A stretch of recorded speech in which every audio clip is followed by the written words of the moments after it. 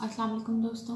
कुछ दिन पहले सोशल मीडिया पे एक वीडियो बहुत वायरल हुई थी। यकीनन आप सब ने भी देखी होगी, महसूस भी होंगे।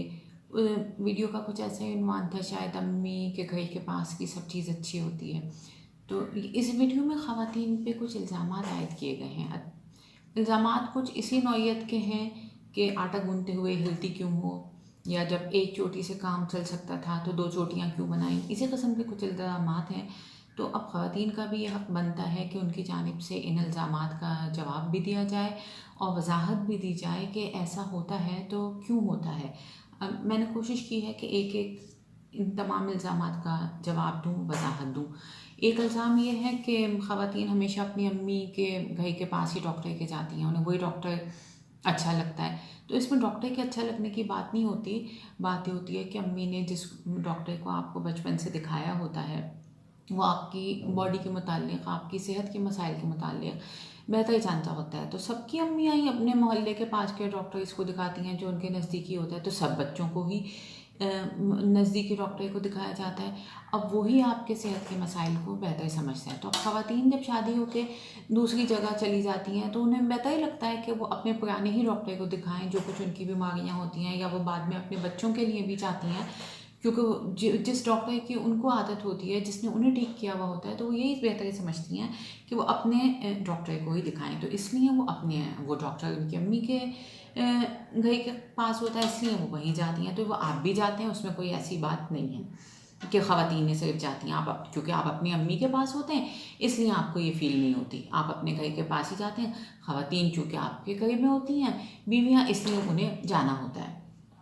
अच्छा, एक इल्ज़ाम ये है कि वो उनका टेलर उनको अम्मी के पास का अच्छा होता है। तो भाई वो टेलर भी अम्मी के पास का इसलिए अच्छा होता है कि बचपन से जिस टेलर से अम्मी ने कपड़े सिलवा के पहनवाए होते हैं, तो वो आपकी बॉडी को या आपके साइज़ को, आपके डिज़ाइनिंग सेंस को बेहतर समझ सकता है। अब आदमियों के कपड़ों का तो, उनके ड्रेसेस का ही मसला नहीं होता कि वो एक एक चीज़ में बारीकी निकालें। भाई उनके फ्री साइज़ होते हैं, स्टैंडर्ड साइज़ होते हैं, पैंट शर्ट शलवार सूट भी हैं, वो एक साइज़ नंबर से मिलते हैं, भाई वो लिए उन्होंने पहन लिए। तो घर में एक दो भाई भी होते हैं ज़्यादा, तो वो आपस में एक दूसरे के पहन लेते हैं, हाइट वेट मिलता जुलता होता है, तो वो साइज़ का उनको पता नहीं चलता। ख़वातीन का ये मसला नहीं होता, उनकी कपड़े की बारीकियाँ ज़्यादा होती हैं ड्रेसेस की। और फिर वो क्योंकि उनके डिज़ाइंस होते हैं, नया फैशन चल रहा है, जैसा नया डिज़ाइन चल रहा है, उन्होंने सोचा हुआ होता है, एक डिज़ाइन उनके जहन में होता है, वो अपना उसी हिसाब से ड्रेस बनवाती हैं। तो वो उनका जो टेलर सीता हुआ होता है पहले से, जिसकी वो आदी होती हैं,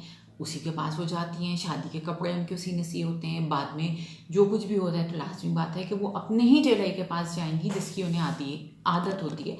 तो ये कोई ऐसा मसला नहीं है, इसमें एतराज़ वाली कोई बात ही नहीं है। अच्छा, आप लोग आदमी जिस शहर के जिस भी कोने में रहते होते हैं, आप लोग अपनी बनियानें लेने जो है वो सदर जाते हैं, एम्प्रेस मार्केट जाते हैं, बोल्टन जाते हैं। इनका सारी शॉपिंग इनकी बोल्टन में होती है। भाई ख़वातीन तो कहीं कहीं भी चली जाती हैं, जो चीज़ें उन्हें लेनी होती हैं, जो भी शॉपिंग होती है। आदमियों को सिर्फ एम्प्रेस मार्केट जाना है, सदर जाना है, ज़ैनब मार्केट जाना है। अच्छा, कुछ कहो कि भाई कहीं और से ले लो कुछ है, तो कहते हैं नहीं बहस क्यों करो, बहस नहीं करो, हमें वहीं जाना है। ये अजीज़ाबाद 8 नंबर पे भी रहता है ना, तो ये अपनी शॉपिंग के लिए बोल्टन और सदर जाते हैं, ऐसे ये कह के कि हम यहीं तक जा रहे हैं। ज़रा भाई कहाँ तक, ऐसे कहते हैं जैसे ये मुक्का चौक तक जाएंगे, यहीं जाते हैं, अभी आते हैं 1 घंटे में, यहीं जाते हैं। तो ये जब ये खुद अपनी मर्जी की जगह से अपनी चीज़ लेते हैं जहाँ इनका एक माइंड अटका हुआ होता है कि नहीं वहीं से लेनी है, तो भाई ख़वातीन का ड्रेसेस के मामले बहुत सेंसिटिव होते हैं, वो अपने ही टेलर से बनवाती हैं। तो उस पर इनको एतराज़ होता है कि जी ये अम्मी के पास टेलर है, तो वो टेलर तो उनका अम्मी के पास ही होता है ना। तो ये कोई अच्छा माकूल जवाज़ नहीं है। अच्छा, एक एतराज़ इनको ये है कि ये पापे भी अपने अम्मी के घर के पास के नहीं पसंद है। तो भाई ये बताएं, पापे लेके कौन आता है? घर में आदमी लोग ही लेके आते हैं ना। अब जैसे इनका खुद का कहना है कि भाई मैं सैलाब में बह के नहीं आया, मेरी भी माँ बहन है, तो भाई हमारे भी घर में आदमी हैं, बाप भाई हैं। तो ये पापे समोसे बेकरी आइटम लाने का जो एक आदत होती है, ये आदमियों की होती है, अपनी मखसूस बेकरियों से ये लाते हैं घर में, तो उन्होंने वही टेस्ट डेवलप किया हुआ होता है। तो जब आपके घर की ख़वातीन दूसरे घर में जाएंगी तो उनका तो वही टेस्ट होता है, उन्हें वही चीज़ चाहिए होती है। तो अगर वो उन्हें वहाँ की वो पसंद होता है तो उसमें कोई ऐसा मसला नहीं है। अच्छा, आदमियों की आप एक चीज़ ये देखें कि इन्होंने सारे एड्रेस जो हैं वो बेकरियों के नाम पे याद किए हुए होते हैं। एक इस पर आप रिसर्च कर लें या सर्वे कर लें, किसी आदमी से कोई पता पूछें ना कि भाई कहाँ जाना है, कोई एड्रेस बताएं, तो ये आपको बेकरी का पता देते हैं। यूनाइटेड से आगे, ढाका के पीछे, कॉन्टिनेंटल की गली में, डिस्को से अगला मोड़, पैराडाइज पे आ जाना, ये सारे इनको बेकरियों के नाम पते याद होते हैं। तो ये जो भी एड्रेस देते हैं ना, ये बेकरी के नाम का देते हैं। तो ये इतने बेकरियों के आदी होते हैं। तो ख़वातीन अगर उनके पापों की या समोसों की आदी हैं तो ऐसा कोई इसमें मसला नहीं है, ये उन पर इल्ज़ाम बिला जवाज़ है। अच्छा, एक इल्ज़ाम ये है कि ये बोटियाँ कसाई से ईद पे अपने पसंद की बनवाती हैं, इनकी मर्ज़ी की बोटी बनती है। तो भाई अगर ख़वातीन अपनी मर्ज़ी से गोश्त की बोटियाँ बनवाती हैं तो कसाई जो ईद पे उस गोश्त का हशर लगा के जाता है ना, उसमें से अच्छी अच्छी डिशेस बनाना ये ख़वातीन का ही आर्ट और हिम्मत होती है कि उस गोश्त में से बोटियाँ निकालनी हैं। अब ख़वातीन को पता होता है, जो कुकिंग करती हैं उन्हें पता है कि भाई किस किस्म के पकवान के लिए कैसा गोश्त चाहिए। बिरयानी की बोटी अलग टाइप की होती है, कोयमे की अलग, कबाब कोफ्तों के लिए अलग, बारबेक्यू के लिए अलग, तो हर सालन के लिए अलग, हर खाने के लिए अलग तरह की बोटी चाहिए होती है। तो अब जो आदमी ख़वातीन से पूछ के अपनी बीवी हो या बहनें हो, उनसे पूछ के बनवाते हैं गोश्त, तो वो कोई अहमक नहीं होते, वो बेवकूफ़ नहीं होते, वो अकल से पैदल नहीं होते। उन्हें समझ होती है कि ये उनकी डोमेन नहीं है, उन्हें इसकी समझ नहीं है कि ये खाना पकाना ख़वातीन का काम है। वही अच्छा समझती हैं कि कैसे गोश्त बनवाना है ताकि उसकी वो अच्छी डिशेस बना सकें। तो ये तो मैं तो इस चीज़ को बहुत अप्रिशिएट करती हूँ कि जो ये पूछते हैं वो बहुत अच्छा करते हैं, जो नहीं पूछते हैं अपनी मर्जी से बनवाते हैं, ये उनकी बेवकूफ़ी होती है। और जो पूछ लेते हैं वो अहमक नहीं होते, वो बेवकूफ़ नहीं होते। अच्छा, एक इल्ज़ाम मज़ीद ये कि वो पाइप भी अपनी मर्जी से लगवाती हैं एसी का। तो भाई वो भी इसलिए लगवाती हैं कि वो कमरों की सेटिंग देख रही होती हैं, उन्हें पता होता है फर्नीचर कहाँ रखा है, कैसे रखा है, कमरे में पंखे की लोकेशन क्या है, एसी की हवा कहाँ से ज़्यादा फैलेगी। तो वो डायरेक्शन देख के, सही कमरे की हर चीज़ को देख के, फिर उन्हें सफाई का ख्याल भी रखना होता है, कहाँ से सफाई करनी है, ड्रेनेज पाइप कहाँ से निकलेगा, कहीं गंद ना मचे। तो वो ये चीज़ें बेहतर समझती हैं। तो अब कोई अपने ये पूछ के उनसे लगवाता है तो वो भी बेवकूफ़ी नहीं करता। ख़वातीन को बेहतर पता होता है कि कहाँ फिटिंग होनी है, कहाँ से क्या चीज़ निकालनी है, ताकि उन्हें सफाई में आसानी हो। तो ये उनका ये भी अच्छी बात है कि जो पूछ लेते हैं, मैं समझती हूँ कि वो अच्छा करते हैं ताकि बाद में उन ख़वातीन को जिन्हें समेटना है काम, उन्हें कोई परेशानी ना हो। अच्छा, एक चीज़, एक एतराज़ इनका ये है कि वो ये 5 साल 15 साल बाद ये अम्मी के घर के करीबी शिफ्ट हो जाती हैं लेके। तो भाई अब आप ये चीज़ सोचें, आपने ये तो कह दिया कि 15 साल बाद, अब ये नहीं बताया उन 15 सालों में क्या हुआ। 15 सालों में क्या होता है, बच्चे बीमार हो तो अम्मी के घर चली जाओ, बच्चों की छुट्टियां हैं तो अम्मी के यहाँ चली जाओ, अस्पताल जाना है तो अम्मी के यहाँ बच्चों को छोड़ दो, कहीं किसी फंक्शन में जाना है, शादी में जाना है, बच्चों को अम्मी के यहाँ छोड़ दो। अब बच्चे नानी संभाल रही हैं, पका पका के खिला रही हैं, नाना कंधों पे लिए फिर रहे हैं, खाला अपनी गोदों में खिला रही हैं, मामू बाइक की टंकी पे लेके घूम रहे हैं। किसी को एतराज़ नहीं होता, किसी को कोई मसला नहीं होता कि भाई ये बच्चे बात बात पे नानी के यहाँ क्यों चले जाते हैं, ये नानी के यहाँ क्यों रहते हैं, ये खालाएँ मामू इन्हें क्यों इतने लाड से पालते हैं। अगर 15 साल बाद वो वहाँ शिफ्ट हो जाती है अम्मी के घर के पास, तो सबको एतराज़ है कि अम्मी के घर के पास चली गई।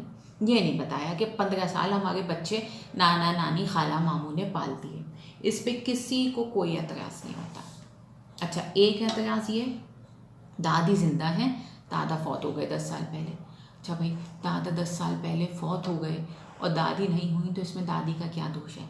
ज़िंदगी मौत तो अल्लाह ताला के हाथ में। दादी ज़िंदा है, अल्लाह का हुक्म है, अल्लाह की मर्ज़ी है। दादा चले गए, उनकी इतनी लिखी थी। अब ये तो कह दिया कि दादी ने किस जान अच्छी थी, दादी ने गोश्त की बोटियाँ खा खा के अपनी सेहत बनाई हुई थी, इसलिए दादी फौत नहीं हुई। अब दादा क्यों फौत हो गए ये नहीं बताया। अब ये नहीं कहते कि भाई दादी अगर खा खा के ज़िंदा हैं तो दादा पी पी के फौत हो गए। सोटे दादा लगाएं, अरे तो गुलाब दादा पिए, सब चीज़ें दादा पिए, सब कुछ पी पी के दादा के किडनी फेल, दादा के लंग्स फेल, हार्ट फेल। जब सब कुछ फेल तो दादा पास अवे। अब दादा पास अवे तो इसमें दादी का क्या दोष है। दादी क्या करें, दादी जिंदा हैं, दादा फौत हो गए तो दादी छलांग लगा दें, दादी ब्लीच पी लें, दादी आत्महत्या कर लें, क्या हो जाए। अब दादी जिंदा हैं तो इसमें दादी का क्या दोष है।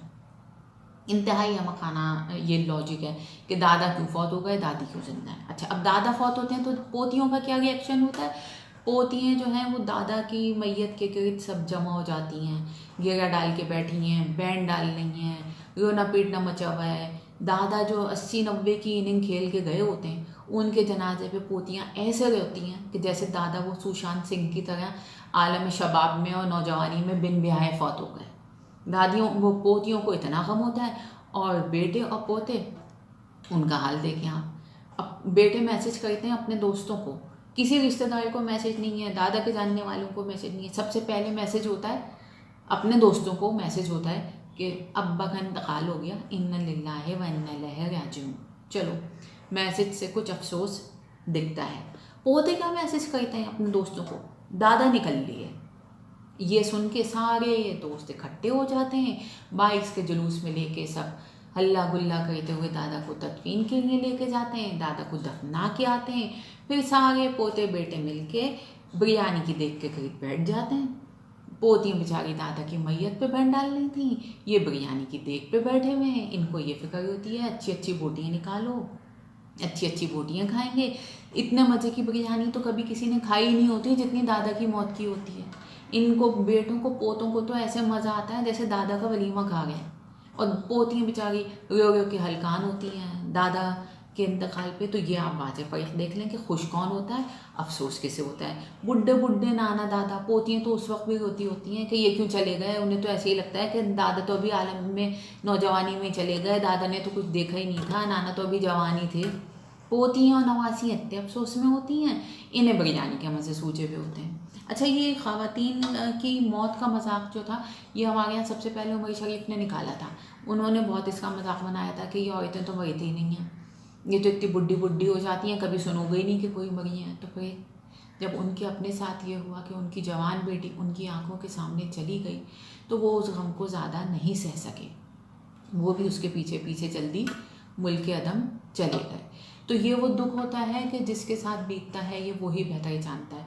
ख़वातीन से तो कभी आपने मजाक में या गुस्से में भी कभी ये नहीं सुना होगा कि किसी ने अपने बुढ़े बुढ़े नाना दादा के लिए भी कोई ये नहीं कहता कि ये ज़िंदा क्यों बैठे हैं, ये मरे क्यों नहीं जाते हैं। लेकिन आदमियों ने ये मजाक बना लिया कि ख़वातीन मरती नहीं हैं, इन्हें मौत नहीं आती है।